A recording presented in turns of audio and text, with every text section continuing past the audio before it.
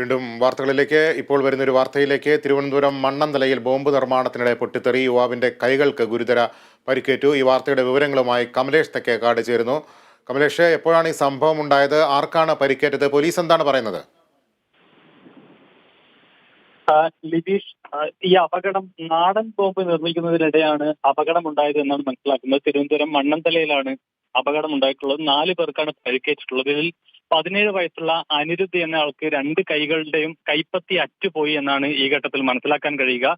മറ്റ് 3 പേർക്ക് കൂടി അപകടത്തിൽ പരിക്കേറ്റിട്ടുണ്ട്. അഖിലേഷ്, കിരൺ, അതുപോലെ തന്നെ ശരത് എന്നിവർക്കാണ് പരിക്കേറ്റത്. ഈ 4 പേരെയും മെഡിക്കൽ കോളേജ് ആശുപത്രിയിൽ നിലവിൽ പ്രവേശിപ്പിച്ചിരിക്കുകയാണ്.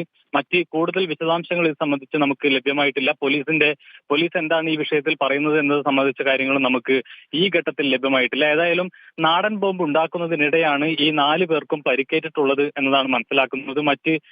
ആദ്യഘട്ടത്തിൽ ഇത് പടക്ക നിർമ്മാണശാലയിൽ പൊട്ടിത്തെറി എന്ന നിലയിലുള്ള വാർത്തകളാണ് പുറത്തു വന്നത്. പക്ഷെ പിന്നീട് അന്വേഷിച്ചപ്പോഴാണ് പടക്ക നിർമ്മാണമല്ല, അനധികൃതമായി നാടൻ ബോംബ് ഉണ്ടാക്കുന്നതിനിടെയാണ് ഈ അപകടം നടന്നത് എന്ന് മനസ്സിലാക്കുന്നത്. ഈ പടക്ക നിർമ്മാണവുമായി ബന്ധപ്പെട്ട് ഇതിന് ഏതെങ്കിലും തരത്തിലുള്ള ലൈസൻസോ മറ്റ് സംവിധാനങ്ങളോ ഒന്നും ഇല്ലാത്ത ഒരു സ്ഥലമാണ്. മണ്ണതലയിലെ ഒരു ആളൊഴിഞ്ഞ പ്രദേശത്ത് ഇവർ നാടൻ ബോംബ് നിർമ്മിക്കുകയായിരുന്നു എന്നാണ് ഈ ഘട്ടത്തിൽ നമുക്ക് മനസ്സിലാക്കാൻ കഴിയുന്നത്. ഏതായാലും 4 പേർക്ക് പരിക്കേറ്റിട്ടുണ്ട്. ഇതിൽ ഒരാളുടെ, അതായത് ഈ അനിരുദ്ധിന്റെ 2 കൈപ്പത്തികളും അറ്റുപോയ നിലയിലാണ് ഉള്ളത്.